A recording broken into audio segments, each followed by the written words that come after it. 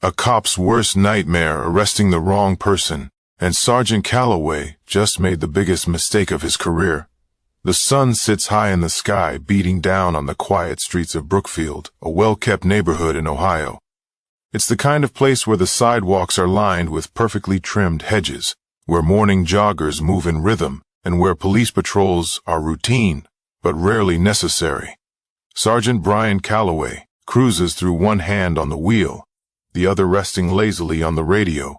20 years on the force, and he's seen it all, or so he tells himself. He's got a reputation. Tough, direct, doesn't take excuses. He believes in his own version of justice, and in his eyes, people who don't belong in certain areas always warrant a second look. Up ahead he spots her, a black woman, mid-40s, toned, confident stride. She's jogging at a steady pace, her earbuds in, lost in her own world. Expensive running shoes, sleek athletic gear. She looks like she belongs, but something about her unsettles him. Maybe it's the fact that she doesn't glance in his direction. Most people at least acknowledge a police cruiser when it passes. She doesn't. Maybe it's the car she jogged past, a silver Tesla parked in a driveway. Did she just come from there, or is she casing houses? Or maybe it's nothing at all. Still, Calloway pulls over, the tires crunch against the pavement as he steps out. He places a firm hand on his duty belt, not reaching for anything, just making sure it's noticed. His eyes lock on her as she slows down, yanking out one earbud. She's breathing hard, but controlled, wiping a bit of sweat from her forehead. She barely looks fazed by his presence. "Something wrong, officer?" she asks, still catching her breath. "Where you coming from?" His voice is steady-edged with that quiet authority he's mastered over the years. She blinks, glancing up the street before answering. "Home, just getting in my run." "Where's home?" She tilts her head slightly, something shifting in her expression. "Couple blocks down." "Got ID on you?" "There it is." The moment shifts, her face hardens just a fraction, the casual ease in her posture tightening for what Calloway lifts his chin slightly, studying her. He doesn't like being questioned, just need to make sure everything checks out. She exhales sharply, hands on her hips. "You pulled over to stop a woman jogging in broad daylight because you think I am a threat?"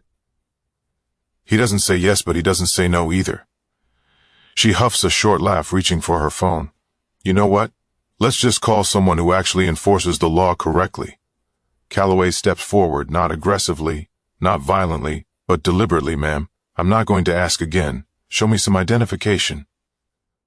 Her fingers tighten around her phone. Calloway notices, and in his mind the situation has officially escalated.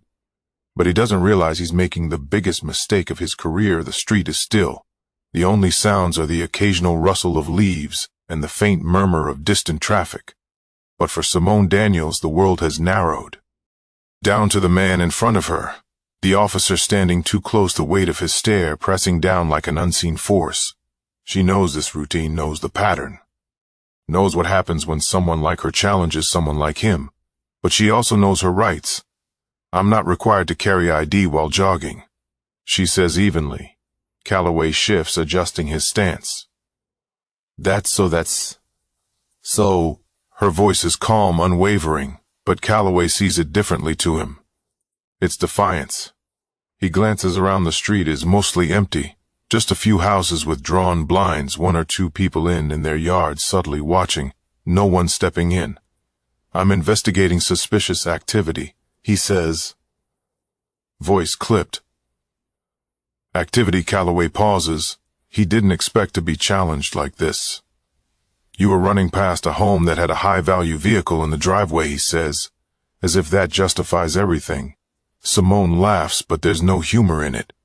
"You mean the Tesla?" So now jogging past a parked car is a crime. Calloway's jaw tightens. "You're refusing to identify yourself. I'm refusing to be harassed." That word, harassed. Calloway feels something burn in his chest, his authority being called into question in broad daylight in front of strangers. He takes a step closer. "You're resisting my investigation," Simone's expression hardens. "I resisting nothing. You're abusing your badge, and you know it." Her hand twitches near her phone again, and Calloway doesn't think he reacts. He grabs her wrist. It happens fast, the shift from words to action, One moment, he's standing her ground, the next he's pulling her arm behind her back, metal cuffs flashing in the sun. "What the hell?" she shouts, struggling against his grip. "You're under arrest for obstruction," Calloway says automatically, like he's reading from a script. People stop and stare. A man on his porch pulls out his phone, recording a woman across the street, watches frozen in place. "You're making a mistake." Simone grits out, fighting to keep her voice controlled. Calloway tightens the cuffs, ignoring the eyes on him. "You should have cooperated." Simone exhales sharply through her nose. Her pulse pounds in her ears, but her voice is steady when she speaks. "You don't even know who I am." Calloway doesn't care. But he should, because his world is about to come crashing down. The steel of the cuffs digs into Simone's wrists. As Calloway tightens his grip, pressing her arms behind her back, her chest rises and falls, controlled, but tense. She's been here before. Not in these exact cuffs. Not in this exact moment. But she knows this feeling, the weight of power being abused. Calloway doesn't see the problem. He sees a win. Another suspect neutralized, another moment where he gets to walk away, feeling like he's in control. But the world around him is shifting. A small crowd is forming. A man across the street keeps recording his phone steady, capturing every second. A woman standing near her mailbox calls out she wasn't doing anything. Calloway ignores them. He presses his radio dispatch.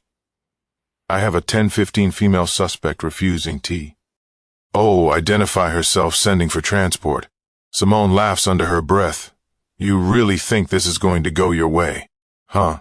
Calloway doesn't respond. He doesn't need to. The law is on his side, or at least that's what he's always believed. Another voice cuts through the air. "Excuse me, officer. What's going on here?" A man in his 50s, well-dressed with an air of authority that doesn't match the rest of the bystanders. His suit jacket is slung over one shoulder, and his eyes flick from Simone to Calloway. Calloway doesn't flinch. "Sir, please stand back." The man doesn't move. Instead, he looks at Simone, then at the cuffs, then back at Calloway. "I asked what's going on." She was being uncooperative. Calloway says, his voice is firm, but slipping just slightly. The man tilts his head, uncooperative. Simone exhales sharply, shaking her head. "He stopped me while I was jogging, asked for ID. I told him I didn't need to carry one. Now here we are." The man looks back at Calloway. "You arrested her for jogging. She refused to comply with an investigation." The Mank expression darkens. That's so Calloway can feel the shift. The weight in the air is different. He notices the way people are watching. The way the man standing in front of him isn't afraid.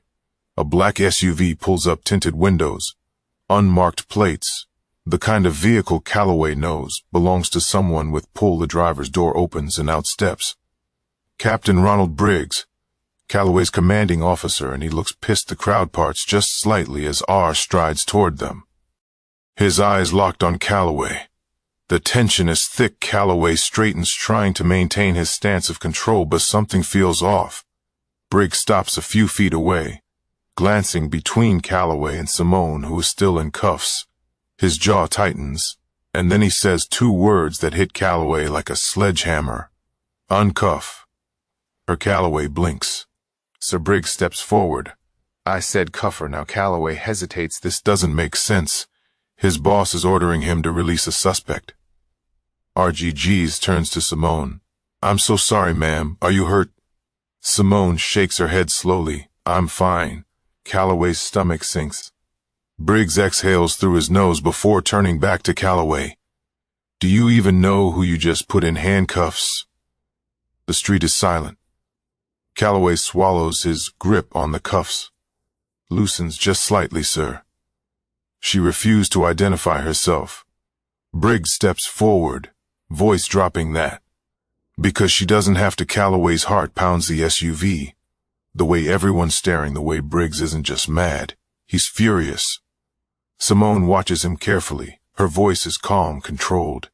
"My name is Chief Simone Daniels." Calloway stops breathing. She lets it sit, lets him process, and then she adds, voice sharp as steel, "And you just arrested your boss." The weight of those words hits like a truck. Calloway's mouth goes dry. He feels the eyes of every single person in that crowd. The cameras recording, the neighbors whispering, the moment caving in on him. But this isn't over. Not yet. Calloway freezes. The words hit like a punch to the gut, leaving him ending there, hands still on the cuffs, brain struggling to process what just happened. Chief Simone Daniels, his boss, the woman he just humiliated in broad daylight, treated like a suspect, like she was some kind of threat, is the highest-ranking officer in the department, Briggs. Voice cuts through the silence. I said, uncuff. Now Calloway doesn't hesitate this time. His hands fumble slightly as he releases the cuffs, stepping back as Simone rubs her wrists. The red marks left behind make his stomach turn. The crowd is silent, but the tension is electric. The phones are still recording. The man in the suit is watching with a look that makes Calloway's skin prickle with something close to shame. Simone takes a deep breath, composed, but there's a sharpness in her eyes that Calloway doesn't miss. She rolls her shoulders before turning to face him directly. You think your badge gives you the right to stop whoever you want? Her voice isn't raised, but it cuts through the air like a blade. You think jogging while black is a crime? Calloway opens his mouth, then closes it. He has nothing. No justification. No excuse that won't sound weak. Simone tilts her head, watching him carefully. I watched you make a decision today. I watched you decide I didn't belong here. You didn't know who I was, and that was all you needed to see me as a suspect. Calloway shifts his weight, his face hot, but he can't break eye contact. Simone steps closer, her voice lower now just for him. You put your hands on me. You humiliated me. You were ready to throw me in the back of a squad car over nothing. And if I were anyone else, if I weren't in this uniform, you know exactly how this could have ended. Calloway swallows his hands, twitch at his sides. She leans in slightly.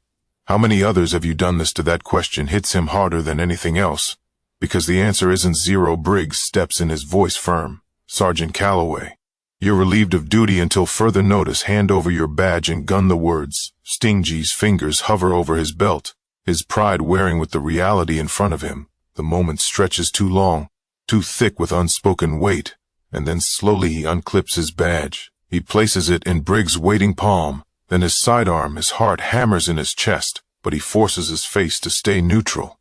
Simone watches him for a long moment. There's no satisfaction in her expression, no smugness, just a quiet, heavy disappointment. She shakes her head, exhaling slowly. You need to take a long, hard look at yourself, Sergeant, because after today everything changes. Calloway doesn't respond. What could he possibly say? The weight of his choices sits heavy on his chest as he steps away. The camera is still rolling. The crowd still whispering, but what haunts him most isn't losing his badge. It's the realization that today he didn't just make a mistake. He exposed himself, and there's no coming back from that. Calloway sits in his car, staring at the steering wheel. The engine is off. His hands rest on his lap, fingers lightly curled as if they still remember the weight of the cuffs he placed on her wrists. His badge and gun are gone, his career hanging by a thread. The air feels thick, suffocating. He finally looks up, watching the neighborhood unfold in front of him. The same quiet street, the same trimmed hedges, the same houses that looked so normal just an hour ago. But now everything feels different. He watches as Chief Simone Daniels stands near her SUV talking to Briggs. Her body language is controlled, but there's a fire in her eyes that he can't ignore. He sees the way the bystanders watch her, not as a suspect, not as a threat, but as a leader. The weight of what he did settles deep in his gut for the first time in years. Calloway isn't sure of himself. He's prided himself on being a man of the law. He believed he was fair, that he only acted when necessary, that his instincts were always right. But today, his instincts were wrong, and it cost him everything. Briggs finally finishes talking and heads toward his own vehicle. Simone turns, locking eyes with Calloway through his windshield. She holds his gaze for a long moment. Then slowly she shakes her head just once, before climbing into her SUV and pulling away. Calloway watches the taillights disappear. His chest feels tight. He exhales, gripping the steering wheel. A year ago, he would have found a way to justify what happened. would have convinced himself that he was in the right, that she was just another person making a scene. But now he doesn't care. Now. And that's what scares him. The most power doesn't always come from a badge or a uniform. Sometimes it comes from knowing who you are and what you stand for. Calloway thought he was in control, thought he understood justice. But justice isn't about who holds the power, it's about how that power is used. How many times has this happened to someone who didn't have a title to protect them? How many people have been thrown into handcuffs for doing nothing at all? This story isn't just about one bad cop making a mistake. It's about a system that allows mistakes like this to keep happening. So the real question is, when will it stop? And who's willing to do something about it?